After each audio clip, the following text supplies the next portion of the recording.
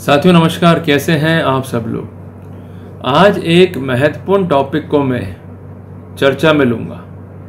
Topic का नाम है ऑक्टोपस थ्योरी इन मैट्रिमोनियल केसेस। ये थ्योरी बहुत ही अनकॉमन है पर बहुत ही कारगर है आपके लिए, ताकि आप अपना वैवाहिक जीवन जो है बचा सकें। एक एक शब्द महत्वपूर्ण है, आपकी ज़िंदगी को एक नई ऊर्जा प्रदान करने वाला है। ध्यान से बात को सुनिएगा, समझिएगा, ताकि आप अपने जीवन में महत्वपूर्ण बदलाव कर सकें। हमको सफ़र तय करना होगा from inactive to pre active, otherwise हम लोग मारे जाएंगे। साथियों, एक लॉयर होने के साथ साथ मैं एक MBA स्टूडेंट भी हूँ, और जो मेरा कंसर्न है वो है CSR। CSR means corporate social responsibility, जिसमें ये पढ़ाया जाता है कि आप कैसे सोसाइटी में वैल्यू ऐड कर सकते हैं, आप कैसे लोगों की ज़िंदगियों में एक नई वैल्यू को ऐड कर सकते हैं, एक नई एनर्जी को ऐड कर सकते हैं, ताकि उनका एनर्जी फ्लो प्रॉपर हो जाए और वो एक अच्छी लाइफ को लीड कर सकें। साथियों, जब इस थ्योरी को मैंने पढ़ा, समझा, तो मुझे वास्तव में आश्चर्य हुआ कि निश्चित तौर पे अब ज़रूरत है बदलाव की। अगर अब भी बदलाव नहीं करा तो जीवन को हम सही रूप में नहीं जी पाएंगे, अपने वैवाहिक जीवन को हम खुद से बर्बाद कर लेंगे। साथियों, कभी देखा है आपने ऑक्टोपस को? उसकी डिफरेंट लिम्स हैं और हर लिम्ब अलग अलग तरीके से काम करती है। कुछ काम करती हैं प्री एक्टिव फॉर्म में, कुछ काम करती हैं प्रोएक्टिव फॉर्म में, कुछ काम करती हैं रिएक्टिव फॉर्म में, और कुछ होती है इनएक्टिव। और ऐसे ही कुछ हमारी जिंदगी हो रही है। हमने जीवन को तो जीना शुरू कर दिया है, ये कहते हुए कि हम लाइफ को एंजॉय कर रहे हैं, पर वो जीना नहीं, वो केवल एक हाइपोथेटिकल ऑब्जर्वेशन है जिसमें हम आज भी फंसे हुए हैं। साथियों, जो जीवन हम जीते हैं उसकी संकल्पना तो हमें बचपन से दे दी जाती है। स्कूल में थे, पढ़ाई करो, कॉलेज में आ गए और पढ़ाई करो और एक अच्छी नौकरी को प्राप्त करो। नौकरी प्राप्त हो गई तो एक अच्छी कन्या का वरण करो और अंतोगत्वा विवाह करके उसे कुलवधू बनाओ। और यह भी समझाया गया कि अब आपको संतान उत्पन्न करनी है, परिवार को आगे बढ़ाना है। साथियों, ये सामान्य प्रक्रिया है सोसाइटी के सर्वाइवल की, कम्युनिटी के सर्वाइवल की, ह्यूमन बीइंग के सर्वाइवल की। क्या इस प्रक्रिया से हम अपने जीवन में कोई नई वैल्यू ऐड कर रहे हैं? उत्तर है नहीं, क्योंकि प्रजनन, ये संभोग तो जीवन का आधार है। चाहे चींटी हो, चाहे हाथी हो, चाहे मनुष्य हो, चाहे शेर हो, सभी संभोग या प्रजनन क्रिया का एक भाग है। वो प्रजनन क्यों कर रहे हैं? क्योंकि वो समाज को, अपनी कम्युनिटी को, अपने खुद के अस्तित्व को कायम रखना चाहते हैं। पर साथियों, जीवन में वैल्यू तभी ऐड हो पाएगी जब जीवन को सही ढंग से जिया जाए। और ये ऑक्टोपस थ्योरी के माध्यम से जो डिफरेंट लिम्स हैं, अगर उसको हमने समझ लिया तो निश्चित तौर पे आज हम अपनी लाइफ को एक नई वैल्यू, एक नई दिशा देने वाले हैं। साथियों, कई बार देखा होगा अपने जीवन में कि लोग शादियां कर लेते हैं, पर उनके लिए शादी का उद्देश्य क्या है? सिर्फ संभोग। ऐसे लोग सिर्फ विवाह को संभोग के लिए करते हैं, बच्चे पैदा करते हैं, और जैसा जीवन चल रहा है अपने मरते दम तक उस जीवन को वैसे का वैसा ही भोगते हैं। ये बेसिकली इंडिकेशन है टू बी इनएक्टिव। वो अपनी लाइफ में कभी आगे बढ़ ही नहीं पाए, एक चक्र था उसमें फंस के रह गए कि हमें हमेशा ही इनएक्टिव रहना है, कुछ नया करना ही नहीं है।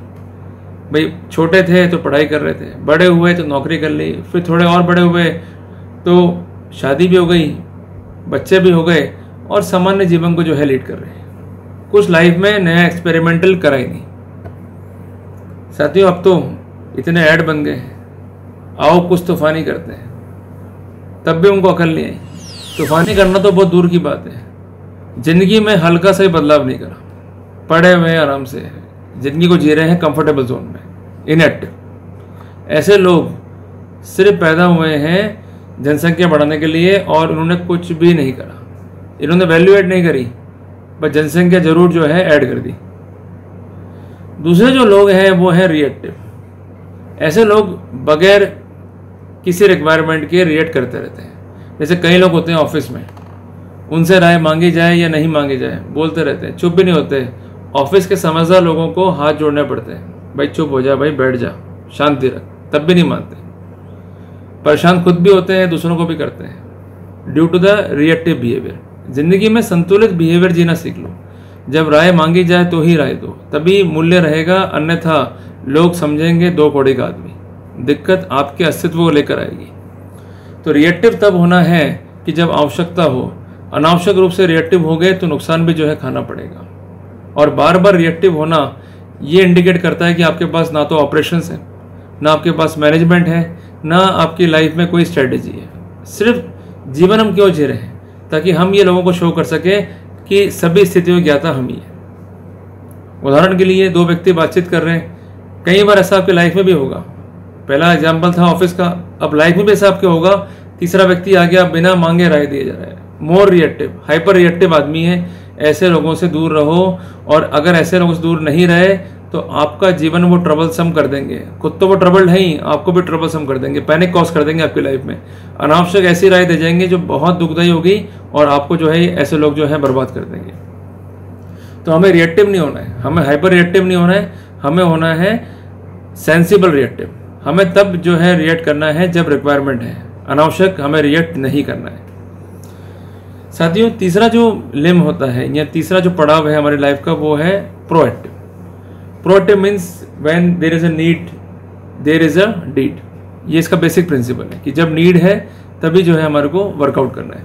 उदाहरण के लिए कोई लाइफ में जो है बदलाव हो रहा है या कोई समस्या आ रही है, तो उसको कैसे एनकाउंटर करें, तो वहां पर रिक्वायरमेंट है एक लीडर की। उस समय अगर आपका बिहेवियर जो है एज अ लीडर नहीं है तो डेफिनेटली आप प्रॉब्लम को फेस ही नहीं कर पाओगे। कई बार देखा होगा आपने कि बड़े बड़े इंस्टीट्यूशंस पे जो है ट्रबल आई, पर उनके जो मालिक थे उनमें एक एलिमेंट था लर्निंग का और लीडरशिप का। ट्रबल आने के बावजूद भी वो निकल गए। Basically they are proactive. उनको मालूम था कि ट्रबल आ सकती है, उनको इस तरह की समस्या का अनुभव भी था, समस्या आई भी, उसको इनकाउंटर भी करा, और एक बड़ी समस्या को जो है उन्होंने हरा दिया, just due to the proactive behaviour कि they are ready to encounter such problems that में रिजल्ट इन देयर वैनिशमेंट्स। और सबसे जो उत्तम क्वालिटी की लिम होती है वो होती है प्रिएक्टिव, और वही स्थिति जो है आपको गुजारनी है अपनी लाइफ में। बेसिकली कुछ लोगों को देखा होगा आपने कि समय से पहले जो है वो एडवांस होकर चलते हैं। क्लियर है बात ये?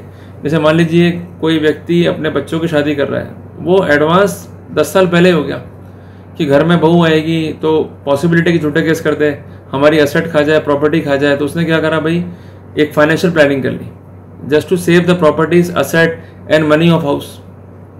उसको एक दार्शनिक व्यू है कि अगर ऐसा नहीं करूंगा तो मुझे नुकसान फेस करना पड़ेगा।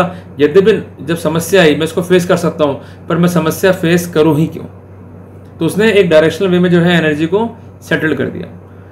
उसको ये कंफर्म है कि भाई जो कंसेंट लड़की के पीयर वाले वो आएंगे, इंटरफेरेंस करेंगे, बेटर ये कि उनको शुरुआत में जो है लिमिट में रखो, ताकि हम ट्रबल फेस होने दे ही क्यों, क्योंकि बाद में इंटरफेरेंस बढ़ेगा, फिर झगड़े बढ़ेंगे, फिर समस्याओं को इनकाउंटर करना पड़ेगा। इससे बेटर ये कि हम समस्याएं पैदा होने ही क्यों दें। इसलिए बार बार देखा होगा आपने, लगा रहता है बोर्ड कि precaution is better than cure. Clear है बात ये?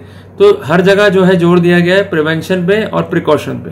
तो इसलिए आपको होना पड़ेगा प्रीएक्टिव। अगर आप नहीं होगे तो आप लाइफ में जो है सफल नहीं हो पाओगे। मीन्स आपको 10 साल आगे का सोच के चलना पड़ेगा, चाहे बिजनेसमैन हो, चाहे आप सैलरी पे हो, चाहे कोई भी जो है काम कर रहे हो, या कोई भी डिसीजन ले रहे हैं सोशल लेवल पे, at the level of family, at the level of community, at the level of nation, at the level of state. अगर आप इस तरह का बिहेवियर नहीं रख रहे हो, आपका ऐसा एटीट्यूड नहीं है, तो आप सफल ही नहीं हो पाओगे और आपको एक गंभीर समस्या से गुजरना पड़ेगा।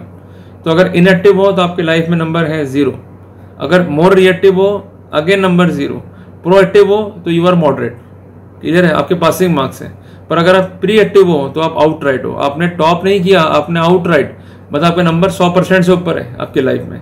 तो इसलिए always have the pre active attitude in your life, तभी जो है आप सफल होगे, अदरवाइज आप सफल नहीं हो पाओगे। साथियों, जल्दी मिलते हैं एक नए टॉपिक के साथ। टिल देन, जय हिंद, जय भारत।